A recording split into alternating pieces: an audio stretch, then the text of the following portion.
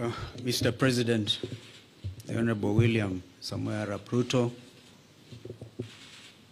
Prime Minister Raila Odinga, both co-principals of the NADCO process.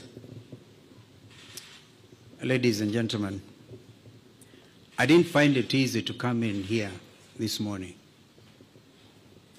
for various reasons, one of which was the barricading of the route to KICC. But I must thank the organizers for having brought it to KICC, because if it was a State House, Mr. President, it would even have been a little harder. The reason is simple. Our country is at a crossroads. My colleague, Honorable Kimani Ichung'wah, has highlighted that both of you asked us to undertake the process of NADCO following the 2023 enactment of the finance bill and the riots that took place, where we lost people, 75 of them, property was destroyed, and the country was in a state of a shock. We undertook that responsibility with gusto, and we are very open-minded. As Azimio la Umoja One Kenya, our number one topic was the high cost of living.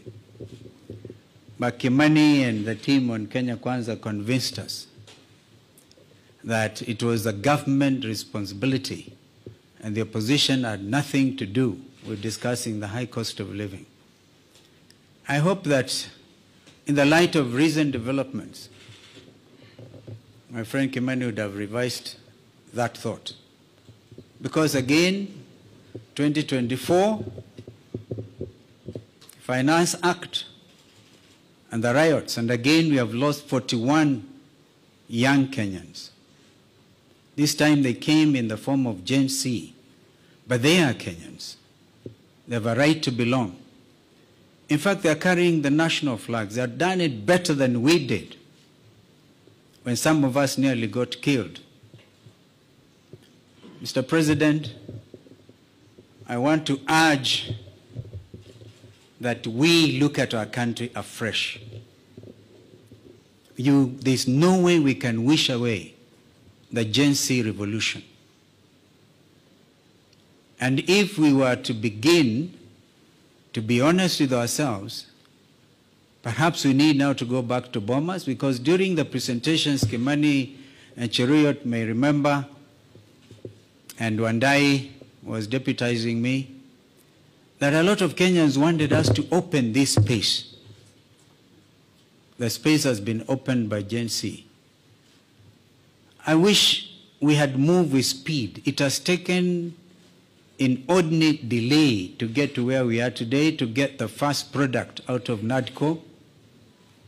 And I'm not so sure, my friend Kimani, whether it is expected of us to even fast track the other 8.